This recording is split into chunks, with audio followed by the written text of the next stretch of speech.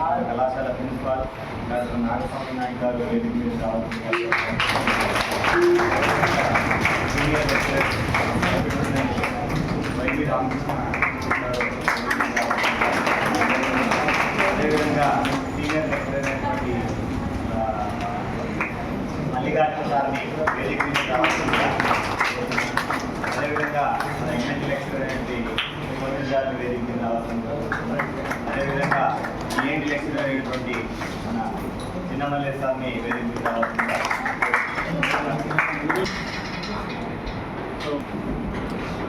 Good morning and good morning. ఈరోజు gathering యాక్చువల్గా మనకు తెలుసు ప్రభుత్వం మనకి ఏదైతే సప్లై చేసిందో పుస్తకాలు, ఆ పుస్తకాలు నోట్స్లు, తర్వాత రికార్డ్స్ ఇంకా కొన్ని రావాల్సినవి ఉన్నాయి. అవి వచ్చిన తర్వాత ఇమీడియట్గా మీకు అప్లై చేయబడతాయి. సో ఇప్పుడు ముఖ్యంగా లిటరసీని అక్షరాస్యత పెంచే భాగంగా మనకి మధ్యాహ్నం భోజనం ఈ బుక్స్, నోట్స్, రికార్డ్స్ కూడా ఏ ప్రభుత్వం చేయని సాహసోపేతమైన నిర్ణయం ఏంటంటే రికార్డ్స్ ఇవ్వడం. అటువంటిది ఈ ప్రభుత్వం, కూటమి ప్రభుత్వం వచ్చిన తర్వాత మనకి ఏర్పాటు చేయడం జరిగింది లాస్ట్ ఇయర్ నుండి. ఈ సంవత్సరం కూడా మీకు అన్నీ అందించబడతాయి. సో వీటిని తీసుకొని ముఖ్యంగా గర్ల్స్, మీరు మీ జీవితాన్ని ఒక పూల బాట వేసుకోవాలి అనుకుంటే కదా వీటి ద్వారా మీరు లబ్ధి పొంది యాక్చువల్గా బీపీఎల్ కింద ఉన్న వాళ్ళకి ఇవ్వాలి, బిలో పవర్టీ లైన్. అటువంటిది కాకుండా మన విదేశాంగ మంత్రి గారు లోకేష్ చొరవతో అందరికీ డిస్ట్రిబ్యూషన్ అనేది నిర్ణయం తీసుకోవడం జరిగింది. కాబట్టి వారి ఆధ్వర్యంలో ఇప్పుడు మన కాలేజీలో మనం బుక్స్ను డిస్ట్రిబ్యూట్ చేసుకుంటూ ఉన్నాము.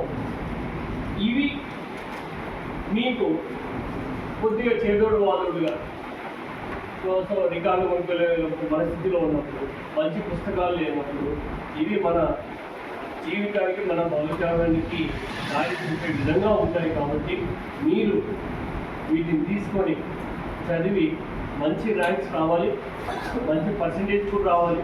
ఆల్రెడీ మనకి మంచి పర్సంటేజ్ వచ్చింది. మనము 3 సంవత్సరాలుగా మనము స్టేట్ సెకండ్ ఉన్నాము. 3 years కూడా తర్వాత మనకు స్టూడెంట్ స్టార్ అవార్డు రావడము, తర్వాత మిడ్ డే మీల్స్ మన కాలేజీలో లాంచ్ చేయడము, ఇవన్నీ ఒకదాంతో సో డెవలప్మెంట్స్ అనేటివి ఖచ్చితంగా కనబడతాయి.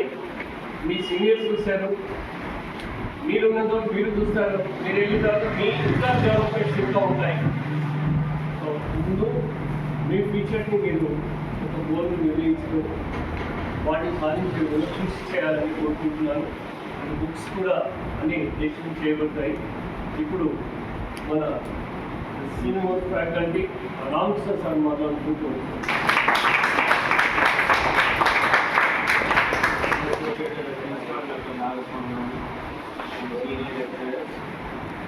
స్టూడెంట్స్ కూడా గుడ్ మార్నింగ్ వాళ్ళకి.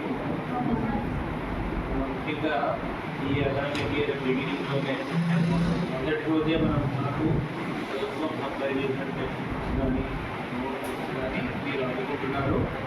సో ఆ చొరవతో మీరు మొదటి రోజు నుంచి బాగా ప్రిపేర్ అవ్వండి. ఆల్రెడీ సీనియర్స్కి అయితే 1 month అయిపోయింది, 1 month క్లాసెస్ జరిగినాయి. ఆ 1 monthలో జరిగిన పాఠాలు ఈజీగా ఉంటాయి కాబట్టి మీరు చదువుకుంటే తర్వాత ఎగ్జామ్స్ అంతా ఉపయోగపడతాయి. మీ లోటు లేకుండా ఏమైనా కష్టం ఉందా మీకు? టెక్స్ట్ బుక్స్, నోట్ బుక్స్, తర్వాత లంచ్ కూడా ప్రొవైడ్ చేస్తారు మధ్యాహ్నం భోజనం. మీరు పేరెంట్స్ నుంచి కాలేజీలో ఉన్నప్పుడు తర్వాత ఇంటికి పోయినప్పుడు కూడా ప్లాన్ వేసుకోండి, ఎలా ప్రిపేర్ కావాలి.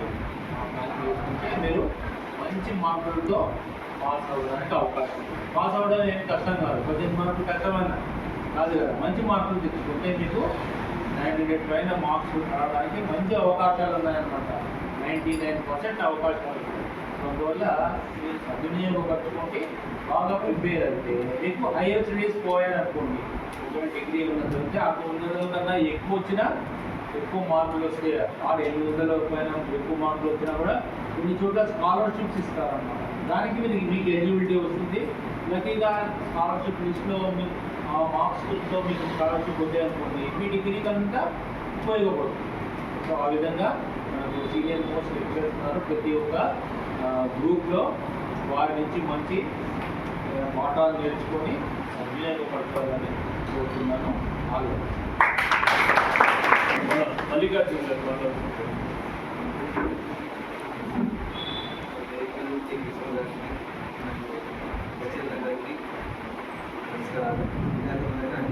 ముఖ్యంగా ఈరోజు మనము పుస్తకాల గురించి చాలా మీకు బాగా సుందరంగా చెప్పారు. అంటే ఒక పుస్తకంతో మనం స్నేహం చేశామంటే 100 మంది స్నేహితులతో మనం స్నేహం చేసుకుంటాం. కాబట్టి ఆ పుస్తకం వల్ల మనకి ఎంతో నాలెడ్జ్ కానీ తెలివితేటలు కానీ మనలోని శక్తి సామర్థ్యాలన్నీ బయటకు వస్తాయి. కానీ ఈ కాలంలో జనరేషన్లో ఏం చేస్తున్నారంటే పుస్తకాల బదులు మొబైల్ ఎక్కువ చూస్తున్నారు. దాంట్లో రీల్స్ ఎక్కువ తిప్పడము, అంటే అవసరం లేనివన్నీ చూస్తున్నారు. ఇప్పుడు మొబైల్స్లో కూడా మనకి ఎన్నో రకాల కొత్తవన్నీ తెలుసుకోవడానికి అనేక రకాలైన ఆధునీకరణ చెందుతూనే ఉన్నాం. కానీ మనం ఇప్పటికీ ఎరకబడి ఉన్నాం. ఎందుకంటే మనము కావాల్సిన దానికన్నా అవసరం లేని ఎక్కువ బయటకుంటున్నాం. అంటే మనం ఉన్న జనరేషన్లో మనకి ఏది అవసరమైతే మనము ఫ్యూచర్లో ఏది ముందుకు వెళ్తే మనము సెటిల్ అవ్వగలము, ఏదైతే మనం ఉన్నత స్థాయికి పోగలమని ఆలోచించకుండా ఏం చేస్తున్నారంటే అప్పటికి ఎంజాయ్మెంట్ చూసుకుంటున్నారు. అంటే ఈరోజు నేను ఎంత ఎంజాయ్మెంట్ చేశాను చూస్తున్నారు, కానీ ఈరోజు నేను ఎంతవరకు నేర్చుకున్నాను చూడట్లేదు. కాబట్టి మీరు కూడా ఏఎన్టీలో ఒక అబ్బాయికి అగ్ని విద్యుత్ జాబ్ వచ్చింది. గవర్నమెంట్లో దాదాపుగా 200 ఉద్యోగాలు వచ్చినాయి. ఒక ప్రైవేట్ అంటే మెంబర్ ఆఫ్, ఓకేనా. తర్వాత గవర్నమెంట్ గారికి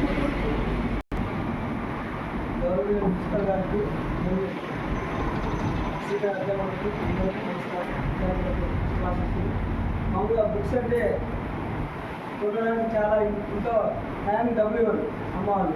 మళ్ళీ వాళ్ళ ఉంటుంది, వచ్చేవాళ్ళ ఉంటుంది, జీతం రాలేదు, కూలీ రాలేదు చెప్తుంది. సో అలాంటి అవసరం తల్లిదండ్రులు లేకుండా మీకు కావాల్సినటువంటి ప్రైమరీ నీడ్స్ అంటే ప్రాథమిక అవసరాలు లాంటివి ఉంటుంది. అంటే మన కాలేజ్ పుస్తకం ఇస్తే నోట్బుక్ ఉండాలి, టెక్స్ట్ బుక్ ఉండాలి, సో లాస్ట్ రికార్డ్స్ కూడా కావాలి. సో అవన్నీ కూడా మీ తల్లిదండ్రులకు ఎటువంటి బర్డన్ లేకుండా, మీ తల్లిదండ్రులకు ఎటువంటి ఖర్చు లేకుండా, బుక్కులకు సంబంధించిన ఖర్చు లేకుండా ప్రభుత్వమే మీకు సప్లై చేస్తుంది. కాబట్టి ఈ యొక్క అవకాశాన్ని మంచిగా మీరు ఉపయోగించుకొని మంచిగా చదివి మీ తల్లిదండ్రులకు కళాశాలకు ఇంటి పెట్టవలసిందిగా కోరుకుంటున్నాను. అవకాశం ఇచ్చినందుకు మనకి ఎంకరేజ్ చేసుకుంటూ మనల్ని మోటివేట్ చేస్తూ వెళ్ళిపోయిన మన ఏఎన్సీ సార్ గారిని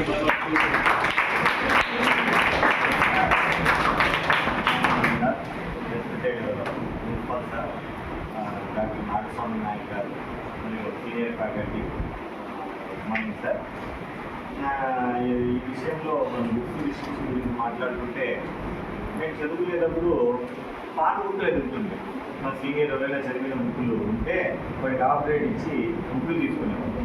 ఈ నోట్స్లు యాడ్ తక్కువ ఇస్తే ఆడికి పోయేవాడిని. అండి 10 రూపాయలు పావులా యాడ్ తక్కువ ఉంది ఏం కదా. కానీ మనకి అన్నీ అవైలబిలిటీ ఉన్నాయి, అన్నీ బాగుంది. భోజనం ఉండేవి కాదు మనం చదివేటప్పుడు, బుక్కులు ఉండేటివి కాదు, బ్యాగులు ఉండేటివి కాదు, అది చదువు చెప్పేవాళ్ళు ఉండేటువంటి వాళ్ళు కాదు, ఇంటర్నెట్ మొబైల్ లేదు, ప్రపంచం అంతా శూన్యం. నైట్ కరెంట్ పోతే మళ్ళీ మార్నింగ్ కరెంట్ వచ్చేది. అలాంటి పరిస్థితుల్లో మేము ఊళ్ళో ఎవరు చదువుకోపోయినా మేము చదవాలనేటువంటి మోటివ్తో వచ్చాము. మేము వీటి వరకు వచ్చామంటే మేము చదవాలనే మోటివ్తో వచ్చాము. ఇప్పుడు అన్నీ అవైలబిలిటీ ఉంది. మీకు ఒక మార్క్ తక్కువ వచ్చినా మళ్ళీ ఇంప్రూవ్మెంట్ రాయొచ్చు, సెకండ్ ఇయర్ కూడా ఇంప్రూవ్మెంట్ రాయొచ్చు. మరి ఇన్ని అవకాశాలు ఉంది, మీరు ముందుకు వెళ్ళలేకపోతున్నారంటే లోపం ఎక్కడుందో మీరు ఒకసారి ఆలోచించండి. మాకు ఆ రోజు మేము చదువుకునే రోజులు ఇక్కడ ఉన్న వాళ్ళు స్టేజ్ వాళ్ళు అందరూ కూడా ఆ పెయిన్ అనుభవించిన వాళ్ళే. 1-2% లేదేమో కానీ మిగతా వాళ్ళందరూ ఆ పెయిన్ అనుభవించిన వాళ్ళే. ఎందుకు అంటే they have no source. Part time job ఏదో పని చేసుకోవాలి, ఆ డబ్బులు రావాలి, ఆ డబ్బులు తీసుకుని ఫీజు కట్టాలి. ఇప్పుడు ఏముంది, అన్నీ మీకు దగ్గరకు వస్తున్నాయి, పుస్తకాలు వస్తున్నాయి, భోజనం వస్తూ ఉంది, టీచర్ ఉన్నారు, ఆ బ్యాగులు ఉన్నాయి, డబ్బులు వస్తున్నాయి, ఏదో స్కాలర్షిప్, అమ్మఒడి, మీకు తల్లి కొందరం ఏదో గ్రూప్లో డబ్బులు వస్తున్నాయి. ఇన్ని వచ్చినా చదువు మాత్రం మీ దగ్గర రావట్లే. ఏం సార్ మేము చదివినాం సార్, పాస్ అయినాం. పాస్ అవుతూ మీ జీవితాని కోసం ప్లాన్ చేసుకోవాలి. ఎటువంటి ప్లాన్ అంటే ఉన్నతంగా ఉండేటువంటి ప్లాన్ని డెవలప్ చేసుకోవాలి. మరి అదేవిధంగా సెకండ్ ఇయర్ వాళ్ళందరూ మీరు ఒక ప్లేట్ తీసుకురావాలి. ప్లేట్స్ లేక చాలామంది భోజనం తినడానికి ఇబ్బంది పడుతున్నారు. ప్రతి ఒక్కరు ఒక ప్లేట్ తీసుకొచ్చి మీ ప్లేట్ పైన ఆయనక పేరు రాసుకొని ఫస్ట్ తిండి కలిగితే కండగలరు, కండగలవాడు దేశానికి మనుషులు. ఈశాన్య మనుషులు అంటే దేశం ఎంత బాగుపడినాయి. తిండి కలిగితే కండగలుగుతుంది, కండగలిగితే బుద్ధి పెరుగుతుంది, బుద్ధి పెరిగితే ఉపయోగపడతావు. ఎవరికి? సమాజానికి, నీ కుటుంబానికి, దేశానికి.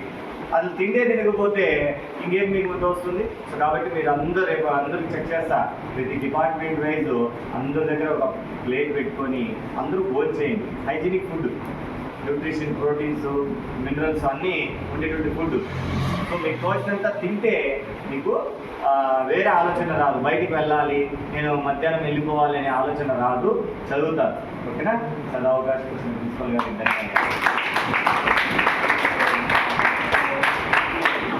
పాతది సార్ గుర్తు చేశాడు. మళ్ళీ నిజంగా నాకు పుస్తకాలు కొనుక్కోలేని స్థితిలో ఉన్నప్పుడు మా పక్కింటి వాడు, మా సీనియర్ వాడు ఏదే బుక్స్ ఇచ్చాడో అవి తీసుకుని వెళ్ళాడు.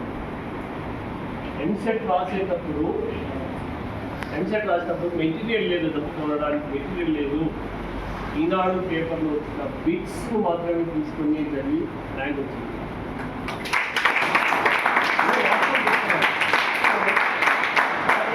మీ ఫెసిలిటీస్ అన్నీ మీ ముందు ఉన్నాయి. సో మీ స్ట్రెంగ్త్ చూపించండి. అదొకటి కోరిక. తర్వాత ఫస్ట్ ఇయర్స్ బుక్స్ మీ దగ్గర ఉన్నాయి కదా, ఆయా డిపార్ట్మెంట్స్ మీ ఫస్ట్ ఇయర్ బుక్స్ సబ్మిట్ చేయండి. ఓకేనా? ఈ వీక్లో అందరూ సబ్మిట్ చేయండి. అది నెక్స్ట్ మీ జూనియర్స్ పనికి వస్తుంది.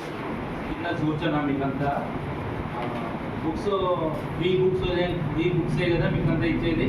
ఫీజు ఏమైనా కలెక్ట్ చేస్తున్నామా లేదా? లేదు కదా. ఓకే. సో ప్రతి ఒక్క పేజ్ క్వాలిటీతో ఉంది అనమాట. టెక్స్ట్ బుక్స్ కానీ రికార్డు కానీ మీరు బయట విచారించండి. కాబట్టి మీరు ఈరోజు కాలేజీకి వచ్చారు, బుక్స్ ఇచ్చారు కదా, ఒక పేజ్ ఇచ్చి టేబుల్ కూర్చోడం కానీ అట్లా చేయకండి. చాలా జాగ్రత్తగా ఉపయోగించుకోవాలి. డ్రెస్ కోడ్ ఎట్లా ఉంది మీకు? ఇప్పుడు డ్రెస్ కోడ్ ఎలా ఉంది? నీట్గా వేసుకొచ్చే చించి డ్రెస్ ఇచ్చి టేబుల్ తుడుచుకుంటారా? అది అలా చేయకూడదు కదా. ఎందుకంటే డ్రెస్ చాలా ఇంపార్టెంట్. అది మీరు ఓన్గా కొన్నదన్నమాట. మరి బుక్స్ కొంతమంది అలా చేస్తున్నారా? అందరినీ అనడం లేదు. అందువల్ల నిరుపయోగం చేయకండి. రఫ్ బుక్గా వాడకండి. రఫ్ బుక్ మీరు కొనుక్కొని దాంట్లో రాసుకోండి. ఓకే. సో అందువల్ల 5 బుక్స్ ఇస్తారు కాబట్టి 5 సబ్జెక్ట్స్ రాసుకోండి. ఇంకొక ఎక్స్ట్రా బుక్స్ అయిపోయిన తర్వాత 6th బుక్ దానికి ఉపయోగించుకోండి. యూనిట్ టెస్ట్ కానీ ఇంపార్టెంట్ క్వశ్చన్స్ కానీ 5 సబ్జెక్టులు దాంట్లో రాసుకోవచ్చు అనమాట. ఓకే. సో యూనిట్ టెస్ట్ ఉన్నప్పుడు మధ్యలో పేజ్ ఇచ్చి కొంతమంది రాస్తున్నారు అనమాట యూనిట్ టెస్ట్ ఎగ్జామ్. అట్లా రాయకండి. ఎందువల్ల అంటే మీకు ఫిబ్రవరి వరకు జరిగే సిలబస్ మీ నోట్బుక్లోనే ప్రతి ఒక్క సబ్జెక్టు అలాట్ చేసుకున్న నోట్బుక్లోనే రాసుకుంటే మీకు రివ్యూ ఈజీగా ఉంటుంది. మళ్ళీ చదువుకోవడానికి సులభంగా ఉంటుంది. 2-3 సార్లు చదివితే ఒక పేజ్, ఆ పేజ్లో ఏం టాపిక్ ఉంది, ఏం ఇంపార్టెంట్ పాయింట్స్ ఉన్నాయని ఈజీగా గుర్తుపట్టచ్చు. అందువల్ల చదివి రాసిన తర్వాత బాగా గుర్తుంటుంది. అందువల్ల నేను చెప్పుకునేది ఏమంటే, మీకు ఇచ్చిన బుక్స్ జాగ్రత్తగా వాడుకోండి. ఏంటంటే నిరుపయోగపరచకండి. ఏదైతే మీరు డ్రెస్ వేసుకొస్తారో నీట్గా ప్రతిరోజు తయారు వస్తారు కదా, అట్లనే మీ బుక్స్ కూడా అంటే ఉపయోగించకుండా ఉండకండి. రాసుకోండి దాంట్లో నీట్గా, కానీ చించద్దండి. పేజెస్ చించి వాడుకోకండి. ఈ టెస్ట్ చిన్న మలేజ్ గారిని మాట్లాడుకుంటున్నాం.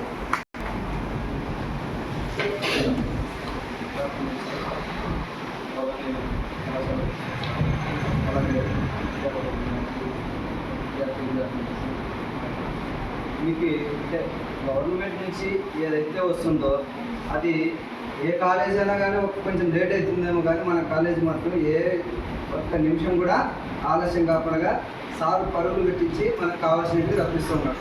ఇంకా మనం చేయాల్సింది ఏమి? బుక్స్, టెక్స్ట్ బుక్స్ వస్తున్నాయి, నోట్ బుక్స్ వస్తున్నాయి, రికార్డ్స్ వస్తున్నాయి, లెక్చరర్స్ ఉన్నారు. ఇంకా పిల్లవాళ్ళే అంటే మీరు రెగ్యులర్గా కాలేజీకి వచ్చి రెగ్యులర్గా క్లాసులు విని మంచి మార్కులతో పాస్ అయ్యి ఫస్ట్ మీకి, మీ అమ్మా నాన్నకి, మన కళాశాలకి మంచి పేరు తీసుకురావాలని ఆశిస్తూ ఈ అవకాశం ఇచ్చినటువంటి ప్రిన్సిపల్ సార్కి మీరేమైనా సెకండ్ ఇయర్కి వచ్చేసినారు, ఇంకా మీ తమ్ముళ్ళు వాళ్ళు చెల్లెళ్ళు ఉన్నారు. ప్రతి ఒక్కరు ఈచ్ వన్ క్యాచ్ వన్. అంటే అడ్మిషన్ చేయాలి మీ గ్రూప్లో, మీకు వొకేషనల్ గురించి బయట తెలుగు మీరు చెప్పి మీ ఫ్రెండ్స్ని చేర్పిస్తేనే మీకు నెక్స్ట్ జనరేషన్ అనేది ఉంటుంది. సో మేము చేరిపోయినాము, నేను తిన్నాము, అయిపోయింది అనేది కాదు. ప్రతి ఒక్కరూ ఒక్కొక్కరు తెచ్చి చేర్పియాలి. అర్థమైందా ఉందా? ఓకే, చెప్పినట్టుగా మీరు మీ ఫ్రెండ్స్ని, మీ జూనియర్స్ని, ఓకే, ఫ్రీగా ఉన్న వాళ్ళను మన కాలేజీ గురించి చెప్పండి. మన కాలేజీ వెబ్సైట్ ఉంది, మన కాలేజీ యూట్యూబ్ ఉంది, మనం ఇలాంటి కార్యక్రమాలు చేసుకుంటున్నాము, మేము స్టేట్ ర్యాంకర్స్ము అని మీకు గౌరవంగా చెప్పుకోవచ్చు. మీరు అట్లా ఏ కాలేజీకి లేదు, మన కాలేజీకే ఉంది. ఓకేనా? తర్వాత బుక్స్ తీసుకొని ఈచ్ గ్రూప్ వచ్చేసేయండి.